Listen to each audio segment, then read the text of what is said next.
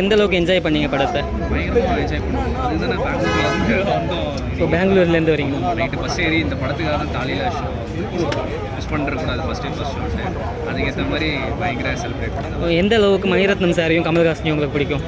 ரொம்ப பிடிக்கும். ஸோ நிறைய இப்போது இருக்கிற கிட்ஸ்லாம் அந்த தக்லீஃப் படத்தை பார்த்துட்டு விமர்சனம் பண்ணுறாங்க. பட் அதுக்கு முன்னாடி வந்த படம் தான் நாயகன். பார்த்தா மூக்கு மேலே விரல வைக்கிற படம் தானே இது. அவ்வளோ விஷயம் இருக்கும் நாயகனில். ஓகே. இன்னொன்று அவங்க காம்பினேஷன் சொல்லவே வேணாம். கமல் சார் மணிரத்னம் காம்போ, இளையராஜா சாரோட 400வது படம் வேறு சூப்பராக அதுக்கேற்ற மாதிரி இது பண்ணியிருப்பாங்க. ஓகே. கமல் இன்ட்ரோ சாங்ஸு இதுக்கெல்லாம் தேட்டர் எப்படி இருந்துச்சு? பயங்கரமாக போச்சு. இன்னும் இந்த படத்தில் அவ்வளோ இன்ட்ரோ மாஸ் இதெல்லாம் ஜஸ்ட் அப்படி உட்காந்து அப்படி திரும்பி பார்ப்பாரு.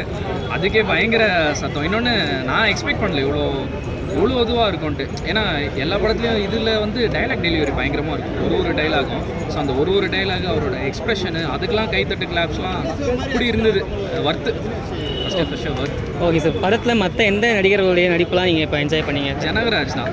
இந்த படம் ஃபுல்லாக அவர் ட்ராவல் ஆவார்ல. அதுவும் அந்த சீரியஸான சீன்லாம் அவர் பொண்ணை அடிச்சுட்டு எங்கேருந்து இந்த பழக்கம் வந்தது உனக்கு, நம்மக்கிட்ட தான் நினைக்கிறேன் அப்படின்னு ஒரு சீரியஸான இதுலேயும் அப்படி ஒரு போட்டு போகிறது இருக்குல்ல, அதெல்லாம் பயங்கரமாக கேரி ஜனகராஜ் பண்ணியிருப்பார் ஃப்ரம் பிகினிங் டு கிளைமேக்ஸ் வரைக்கும்.